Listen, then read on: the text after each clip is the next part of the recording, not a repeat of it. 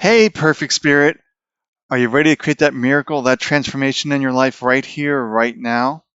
If so, then continue to watch. I'm Sam, and they call me the Miracle Man. I'll help people get out of this head trash, all these stories that say we're not good enough, we're not worthy, anything that generally makes life seem really complex and difficult. I tend to shy away from. So 'cause that's really mostly the head trash. So we really want to dive into this deeper place. So for the topic today that was coming to me was that it's all very simple. The mind loves this complexity, but when we break it down, it's all very simple. And I really hear Louise Hay say this. She wrote, "You can heal your life." And the thing is that it's all very simple. We can start wherever we are. We don't need any special tools, special knowledge, any of this mental stuff. We don't need. We don't need this checklist of things we need to do and all this. So it's all very simple. We just got to learn to be here in this moment. And this is what I talk about frequently is being here, but most people don't really understand what being here is. Are you aware that you're sitting right now? Are you aware that you're listening? What are you touching? What are you engaging? That it's all very simple. And some people ask me about other spiritual teachers, and I typically shy away from teachers that have goes into a lot of scientific theory, has lots of words that seem to make the mind overthink, to complicate things, to make it more difficult. When we just realize have to be just here in this moment. But the mind always has a story that there has to be something more to this, or the mind wants a greater understanding. But sometimes this greater understanding acquires more information, more stories, more beliefs on how things should be. So this can add head trash. The more we think, the more there's a possibility that we're building this head trash. So I really like to keep it really simple, which is my path. Because you told my bipolar OCD brain and you filled it with all these rules that meditation requires you to sit a certain way, hold your hands a certain way, breathe a certain way. I would have never gotten out of the mind. I've been too focused on the rules, the complexity.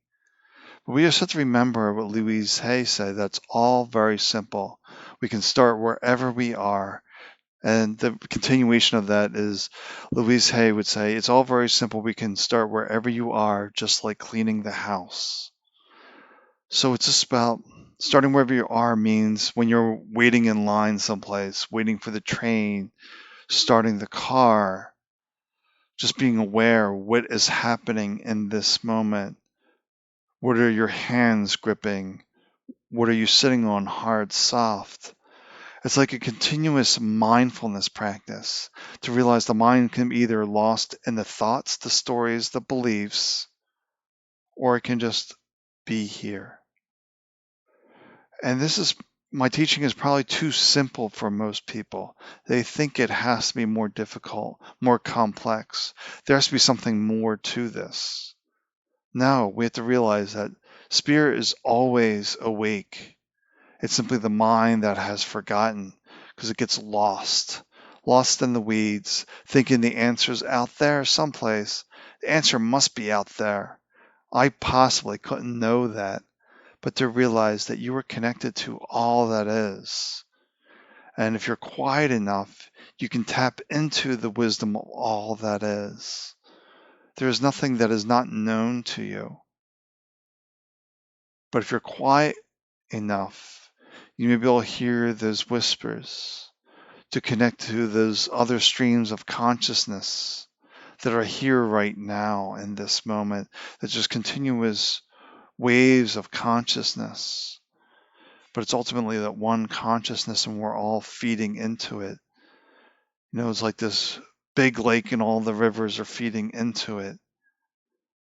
We are all those rivers feeding into that lake that we're all connected to. But we just simply need to slow it down, to stay quiet, and really inquire, ask ourselves, why are we making the journey to ourselves so complex, so difficult? And how do all these nuances help us awaken to who we truly are? And this is what I see, like healing is a very charged word. Meditation is a charged words. In fact, a lot of words are charged, meaning that they have a belief system associated with it. Oh, for me to get better, I got to see the doctor. I got to take this medicine. Got to do these routines. Got to do these rituals. Got to go see that doctor, this doctor, and you're all over the place. That was my reality. But no one said, hey, know all these thoughts you have? Why do you believe that they're the truth? There may be an element of relative truth in there, like how to feed ourselves, how to take care of ourselves, how to nurture ourselves. But most of it is just busyness, creating the mind to overthink, to just get lost in the chatter. So we just want to simplify things. We don't need to make it so complex, so difficult. All these routines, all these rituals, all these prescribed formulas that are out there will actually slow you down because it's not your formula, it's not your way. They don't live in your body. So this formula isn't going to quite work for you. It has to be adapted for you. And the only way you know that information is to be in this moment, not lost up in here. So just remember, it's all very simple. If it's not simple, then who is adding the complexity? Who wants to fully understand as opposed to just accepting that you are the truth, the answer that you seek, that it's not meant to be found out there? And a lot of these big teachers make a lot of big claims, but when we actually look at the results, say they have 1,000 people going through the program. Out of that 1,000, how many will actually achieve that outcome? This is why you see on like TV, results are not typical. Because typical results, the mind grows impatient and gives up. So I say 90%, 95% don't achieve any results. Maybe 2 or 3% will achieve some results. I think it's probably 1% or less that reach that ultimate outcome, their ultimate intent. And you see this in marketing with them. They'll have these testimonials from people that had these tremendous results. Well, testimonial from how big of a pool? 10 testimonials from a pool of 1,000? 10,000? What is that pool that it's all subjective? Some of us have that determination and perseverance to push through for healing, but most of us, I was one of them. He told me to go meditate when I was very sick. I thought, you're crazy, because meditation to me had all these rules. Sitting up a certain way, holding your hands, breathing. But if I was just told, just go relax and stay present, be a little more curious, what does that mean? I am present. I know what's going on. No, you're not really present.